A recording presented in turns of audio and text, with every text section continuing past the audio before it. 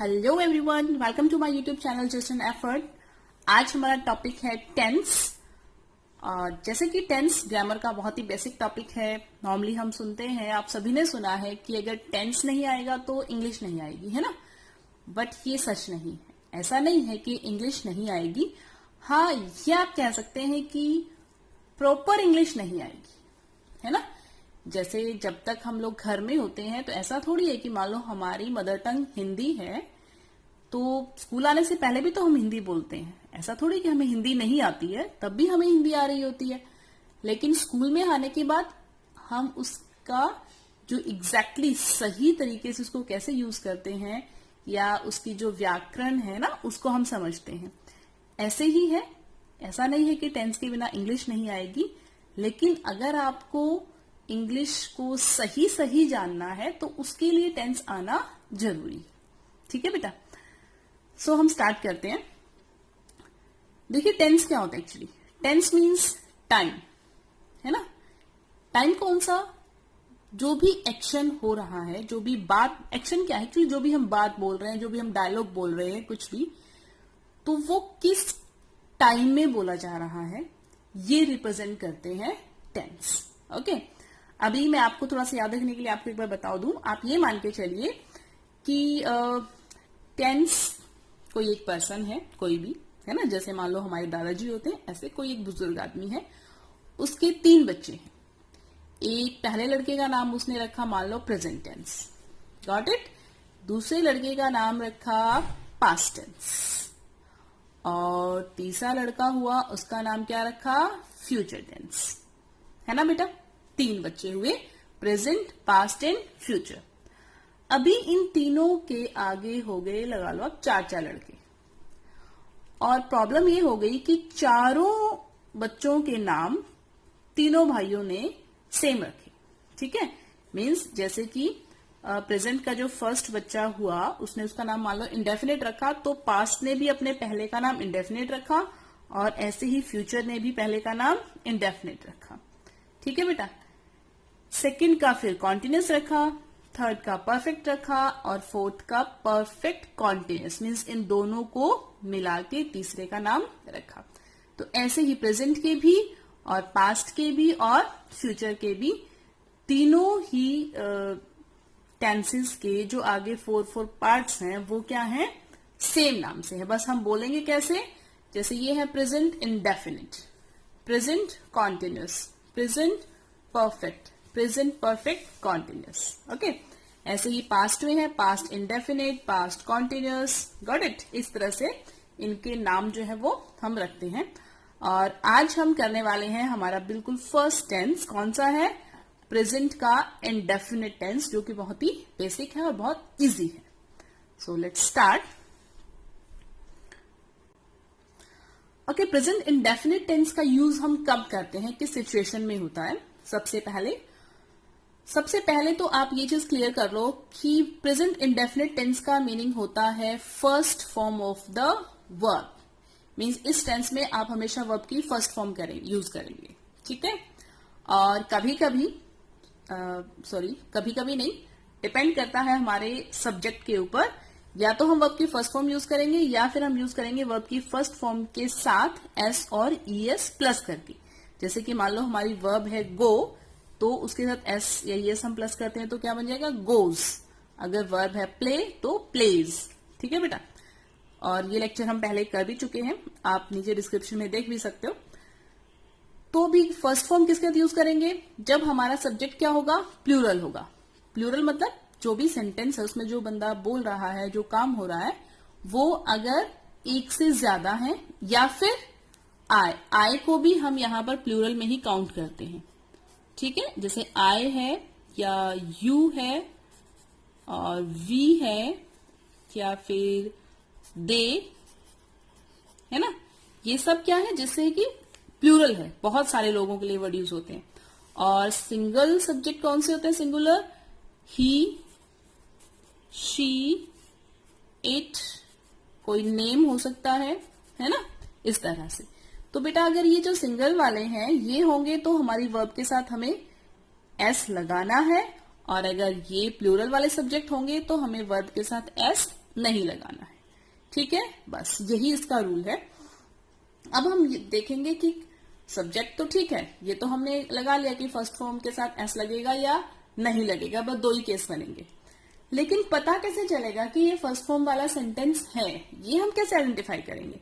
इसके लिए आप देखिए, सबसे पहले जो हमारे रूटीन के वर्क होते हैं बेटा, जितने भी हम रूटीन में काम करते हैं, जैसे हम स्कूल जाते हैं, हम खाना खाते हैं, हम नहाते हैं, है ना, डांस, जो भी काम आप कह सकते हो, जो भी काम हम रूटीन में करते हैं, वो सभी के सभी हम किस में लिखते हैं? वर्ब की फर्स्ट फॉर्म में लिखते हैं।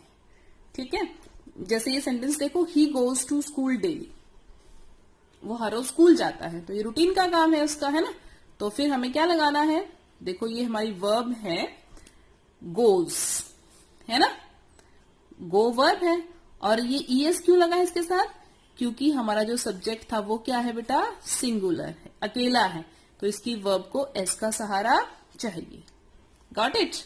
नेक्स्ट सेंटेंस देखिए, her mother कुक्स food for her. Her mother, अब मदर क्या है? एक है ना, ये सब्जेक्ट क्या है हमारा? सिंगुलर है, इसलिए कुक के साथ क्या लगा है? कुक्स, एस लगा है। Got it? ओके, ये तो हो गए रूटीन के वर्क। इसके अलावा और हम कहा यूज करते हैं? यूनिवर्सल ट्रुथ के लिए। यूनिवर्सल ट्रुथ क्या होते हैं? ऐसा ट्रुथ, ट्रुथ मीन्स सच, ऐसा सच जो पूरे यूनिवर्स में सच ही माना जाता है, उसे कोई चेंज नहीं कर सकता। Like the sun rises in the east. Sun जो है, सूरज ईस्ट में राइज होता है ना, तो ये सच है ना। तो अब यहाँ पे देखो, हमने वर्ब क्या होती है? राइज, फर्स्ट फॉर्म, लेकिन एस लगा है साथ। क्यों लगा है? क्योंकि सन एक है।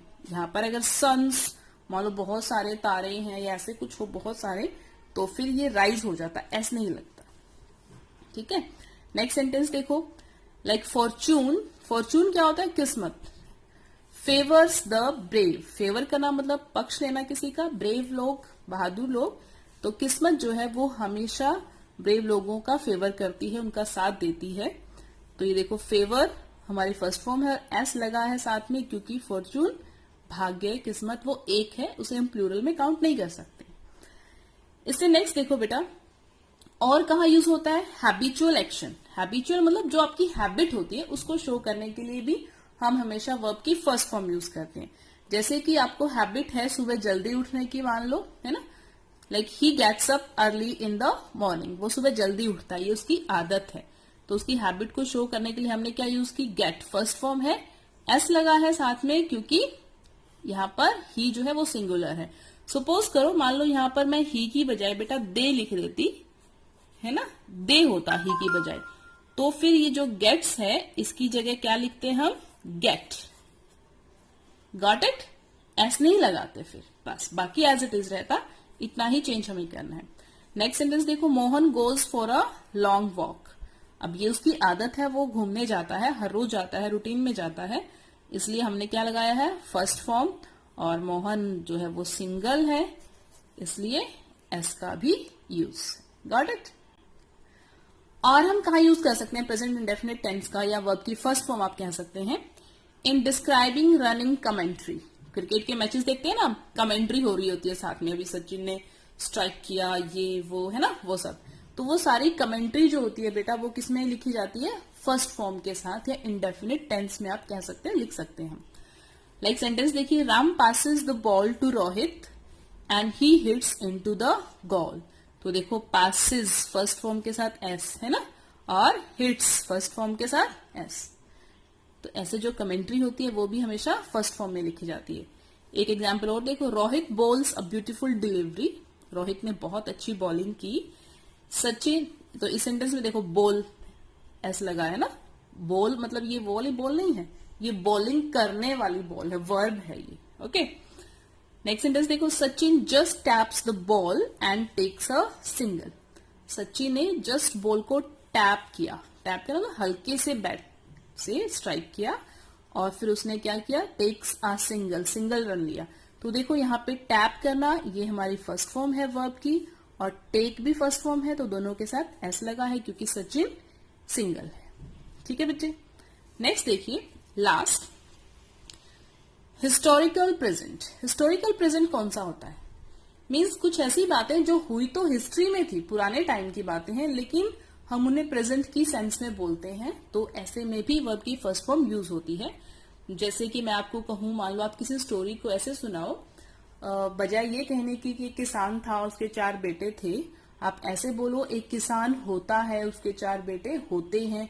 मीन्स पुरानी बात को हम प्रेजेंट में बोले, इस तरह से। ठीक है, तो यहाँ पे मैंने एक सेंटेंस लिया आपके लिए, हेमू और अकबर का, दोनों में लड़ाई हुई, battle. Hemu and Akbar face each other. यहाँ पे फेस करा मीन्स जो सामना करना, ये वर्ब है हमारी फर्स्ट फॉर्म। अब देखो हेमू और अकबर 2 है ना, इसलिए इसके साथ एस नहीं लगा। अगर यहाँ पे एक होता, या अकबर होता या हेमू होता, तो फिर हम एस लगाते। ठीक है, Hemu and Akbar face each other on the battle field. Battle क्या होती है? लड़ाई, युद्ध का मैदान, बैटल फील्ड। अकबर शूट्स, देखो अब अकबर अकेला है तो शूट अकेला नहीं आया, एस साथ में है ना, फर्स्ट फॉर्म के साथ। Akbar shoots an arrow. Hemu falls off, falls off मतलब गिर जाना है ना, देखो फॉल, हेमू अकेला था तो फॉल के साथ एस लगा है। फॉल्स ऑफ हिज एलिफेंट, वो अपने एलिफेंट से नीचे गिर गया। हिज आर्मी रन्स अवे, उसकी जो आर्मी थी वो भाग गई कंफ्यूजन में, इन कंफ्यूजन। रन्स देखो है ना, अब ऐसे नहीं कहना कि मैम आर्मी तो बहुत सारे लोग होते हैं। बहुत सारे लोग अगर होंगे, पीपल यहां होंगे, तो हम रन लिखेंगे, लेकिन आर्मी, अब सेना जो है वो एक पूरी सेना ग्रुप में एक ही काउंट होगी, तो runs. Akbar wins the battle, और अकबर ने जो बैटल है वो विन, वो जीत गया, तो एस लगाए ना अकबर के लिए। ठीक है बेटा, तो इस तरह से हमने क्या चीज नोटिस की कि वर्ब की फर्स्ट फॉर्म हम कहां कहां पे यूज करते हैं। किसी हैबिट को शो करने के लिए, किसी यूनिवर्सल ट्रूथ के लिए, रूटीन में हम जो वर्क करते हैं उसके लिए, रनिंग में कोई कमेंट्री चल रही है, मीन्स जिस टाइम रनिंग कोई कमेंट्री चल रही है तो उसके लिए, और कोई हिस्टोरिकल प्रेजेंट है, हिस्ट्री की बात को प्रेजेंट में शो करना है, तो उस केस में हम वर्ब की फर्स्ट फॉर्म यूज करते हैं। बस हमें ये चीज देखनी है कि अगर हमारा सब्जेक्ट सिंगल है तो उसकी वर्ब के साथ हमें एस यूज करना है, otherwise as it is verb की फर्स्ट फॉर्म हमें यूज करनी है। गॉट इट बेटा? अभी नेक्स्ट देखिए, क्या ये सभी सेंटेंसेस हमेशा सिंपल ही आएंगे? Means he goes to school daily, वो हर रोज स्कूल जाता है, जरूरी तो नहीं है। हमें ये भी बोलना हो सकता है वो हर रोज स्कूल नहीं जाता है ना, नोट भी हो सकता है, या कभी कभी क्वेश्चन भी हो सकता है इसी सेंटेंस के ऊपर कि क्या वो हर रोज स्कूल जाता है, ऐसे क्वेश्चन भी हो सकता है। तो उस केस में क्या होगा? तो यहाँ पे मैं आपको एक छोटी सी चीज बताना चाहती हूँ बेटा, कि आप ये मान लेना कि जब भी सेंटेंस में नोट या क्वेश्चन आ जाएगा तो वो सेंटेंस हो जाता है कमजोर, वो सेंटेंस हो जाता है वीक, है ना। जैसे मान लो आप क्लासरूम में हो, टीचर आपसे एकदम से क्वेश्चन पूछे तो आप डर जाते हो ना, कमजोर हो जाते हो, है ना। या हमारे थॉट्स में नेगेटिविटी आ जाए, नेगेटिव विचार आ जाए तो हम कमजोर पड़ जाते हैं। तो ऐसे ही सेंटेंस भी नॉट और क्वेश्चन से कमजोर पड़ जाता है। तो जब वो सेंटेंस कमजोर हो गया तो उसको चाहिएगी बेटा, सिर्फ उसका वर्ब से काम नहीं चलेगा, अब उसको वर्ब की हेल्प करने के लिए एक हेल्पिंग वर्ब भी चाहिए, समझ रहे हो। और फर्स्ट फॉर्म की हेल्प करने के लिए उसके 2 फ्रेंड हैं। कौन कौन है? एक तो डू और एक डज। फर्स्ट फॉर्म के 2 फ्रेंड हैं, डू और डज। ठीक है, अब वो फर्स्ट फॉर्म कब डू को बुलाएगी अपने पास साथ देने के लिए और कब डज को, ये किस पे डिपेंड करेगा? ये डिपेंड करेगा उसके सब्जेक्ट पे, है ना। अगर सब्जेक्ट सिंगल है, अकेला है, तो वो किसको बुलाएगी? डज को, क्योंकि डज क्या है? ऐसा इसके पास, ये ज्यादा स्ट्रांग है। और अगर उसका सब्जेक्ट प्लूरल है, बहुत सारे लोग हैं, तो उसको ज्यादा स्ट्रांग की जरूरत नहीं है, तो वो किसको बुलाएगी? डू को। ठीक है, और आई के लिए भी हमेशा डू, आई को हम प्लूरल में ही काउंट करते हैं। ओके बेटा, तो सिर्फ वर्ब से काम नहीं चलना, साथ में ये दोनों हेल्पिंग वर्ब भी होंगी और साथ में नॉट भी होगा। Got it? तो अभी देखिए उसी सेंटेंस को हम डिस्कस करते हैं। हमारा सेंटेंस था first, he goes to school daily, वो हर रोज स्कूल जाता है। तो ठीक है जी, हमने लगा दी वर्ब की फर्स्ट फॉर्म, और क्योंकि ही अकेला है, सिंगल है, तो मैम इसके साथ है यहां पर एस। डन। अभी अगर मैं बोलूं कि वो हर रोज स्कूल नहीं जाता है, तो अब हम यहाँ पे सीधा गोज नहीं लिख सकते, हमें गो इन दोनों में से हेल्प लेगा। और किससे हेल्प लेगा? डज से, क्योंकि देखो इसके पास भी एस था, डज के पास भी एस है ना। और जब ये डज से एस लेगा तो ये अपना एस छोड़ देगा, ये भी आपने ध्यान रखना है। तो क्या बनेगा? ही डज, डज से हेल्प ली ना, सब्जेक्ट के बाद सीधा हेल्पिंग वर्ब। हमेशा सेंटेंस स्ट्रक्चर क्या होती है, सब्जेक्ट फिर हेल्पिंग वर्ब, ओके। और फिर ये नॉट और फिर वर्ब और फिर एक्स्ट्रा हमारा जो सेंटेंस था वो पूरा हमें लिखना होता है। तो क्या बन जाएगा, ही डज से हेल्प ली डज, और नॉट हमें हमेशा हेल्पिंग वर्ब के बाद लिखना होता है। और गो, गोज जो था वो अब क्या बन गया बेटा, गो, क्योंकि जो एस था ना ये तो डज में आ गया, अब दो एस की जरूरत नहीं है। गो टू स्कूल डेली, वो हर रोज स्कूल नहीं जाता है। और अगर क्वेश्चन बना दिया जाए कि क्या वो हर रोज स्कूल जाता है, तो अब वो और ज्यादा कमजोर हो गया है ना। मान लो टीचर जब आपसे क्वेश्चन करती है तो आप और ज्यादा डर जाते हो, ज्यादा कमजोर हो गया तो हम क्या करेंगे भाई, जिसको हेल्प के लिए बुलाया था हेल्पिंग वर्ब को, उसको बोलेंगे तू स्ट्रोंग है, सबसे आगे तू ही चल, है ना। तो ऐसे ही यहाँ पे हमने क्या देखना है, हमारी जो डू डज हेल्पिंग वर्ब है इन्हें हम सेंटेंस में सबसे आगे लगा देंगे, भी तुम लड़ो सबसे पहले, है ना। तो क्वेश्चन बनाते हुए देखो बेटा, ये डज जो है ये यहां से उठ के यहां सबसे पहले आ गया, है ना। ही उसके बाद, does he go to school daily, क्या वो हर रोज स्कूल जाता है, क्वेश्चन है तो डज पहले। और अगर यहाँ नोट होता कि क्या वो स्कूल नहीं जाता है, मीन्स क्या भी होता और क्वेश्चन भी होता और नॉट भी होता, तो फिर हम क्या कहते हैं, डज ही, इस ही के बाद नॉट हम यहां पर मेंशन कर देते, ठीक है। अगर नहीं है तो कोई जरूरत नहीं है, गॉट इट। तो ये थे आज का हमारा लेक्चर, और इसे मुश्किल नहीं समझना, ये बस जितना भी टेंस में अगर आप किसी को डिफिकल्ट कह सकते हो तो बस यही है। आगे वाले टेंसेस बहुत इजी होते हैं, उनमें कोई ऐसी कंफ्यूजन नहीं होती है एस ई एस वाली इस तरह की, okay. So thank you for watching the video, please share कर दीजिएगा, और बेटा ज्यादा से ज्यादा चैनल को सब्सक्राइब करते रहिए। Thank you so much.